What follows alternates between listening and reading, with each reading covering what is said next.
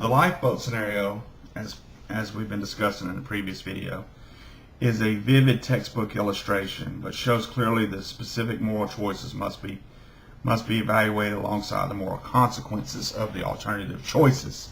And even non-choice is a choice, of course.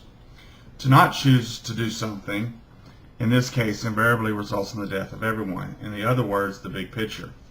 And by the way, the lifeboat ethics scenario is lived out in the real world consistently. I remember engaging in this puzzle as a student reader earlier in life and thinking through it in abstract terms, but the blood in it finally registered itself with me the first time.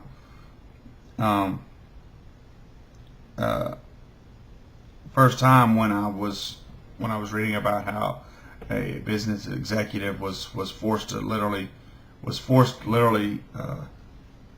to fire thousands of people, put them in the jobless category. He had to decide which of his workers he had to fire in order to keep the other workers with a paycheck, with their family.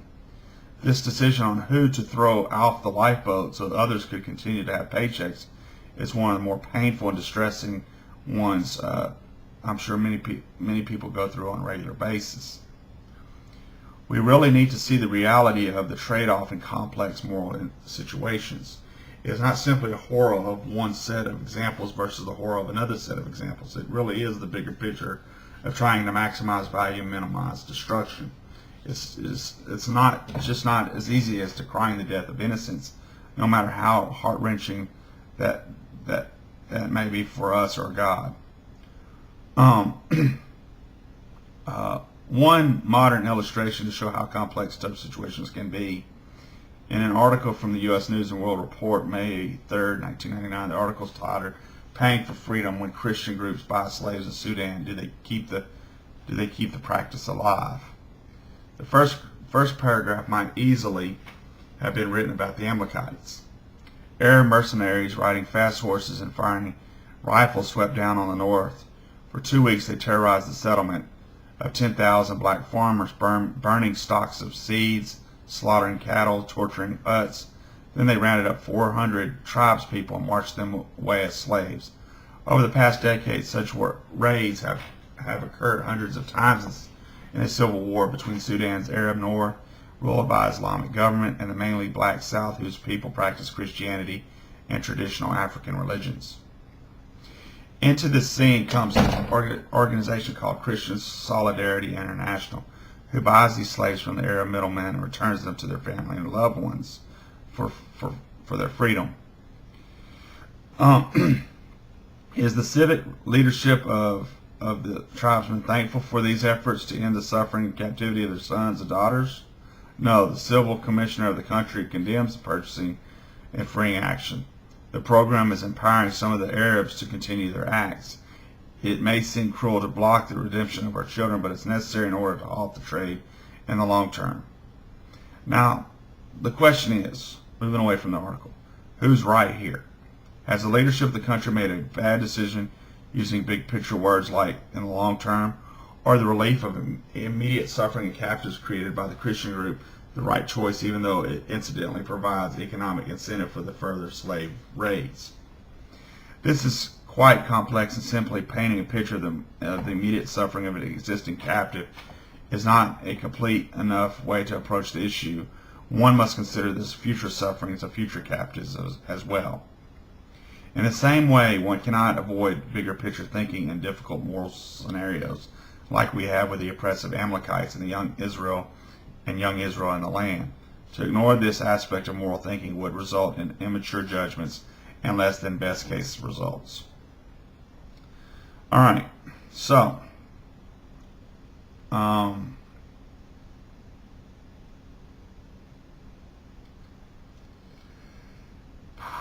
okay.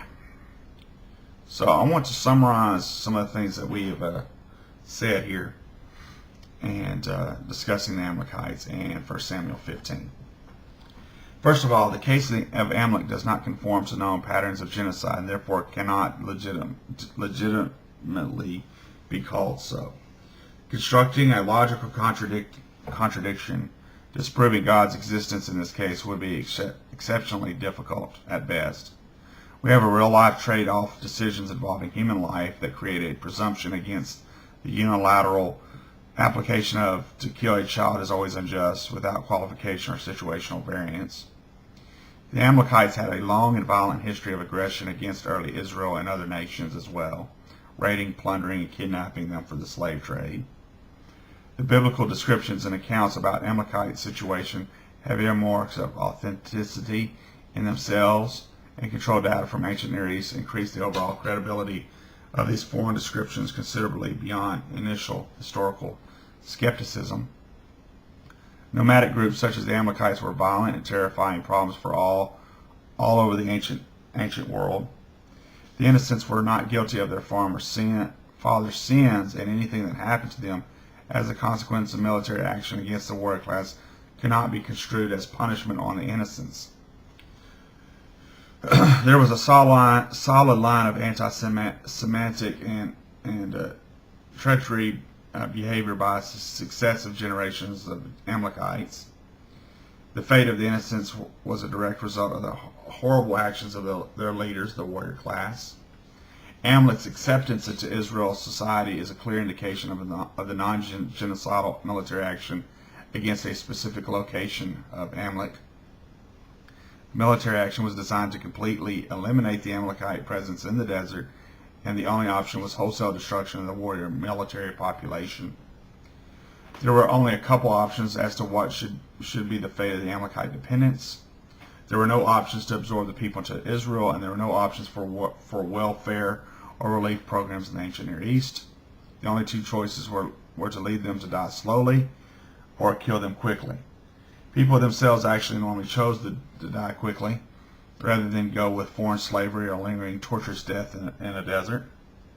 God chose for them to die quickly rather than prolonged suffering scenarios of dehydration, starvation, and exposure. The ancients considered suicide and euthanasia for anticipated, but only for certain to occur, extreme and terminal suffering to be morally acceptable. The amount of atrocity and terror and violence done by the Amalekites to the Israelites over these 4 centuries would vastly dwarf the actions of Israel in one final battle found in 1 Samuel 15. The modern situations and times, these actions against the innocents would likely be considered war. In modern situations and times, these actions might very well be considered war crimes, but it is radically different in the ancient Near East desert situation. The label of war crimes would not make sense. It was much more of a euthanasia type of action. To expect God to do random miraculous events on a frequent basis in cases like this is unwarranted by the biblical portrayal of God. The lifeboat ethnics problem demonstrates the complexity of the big picture and large-scale governance issues. And the lifeboat's ethnics problem also demonstrates that some types of killings are more humane than others. And so, as in the emotionally churning alternatives of the lifeboat, I am forced to say, with a heavy heart, but probably not nearly as heavy as God's was the day judgment has always grieved God. He knows all about the sorrows of governance. That the swift death of the innocents in the context of the certain and much more suffering death in the desert was the most merciful and least tragic course of action.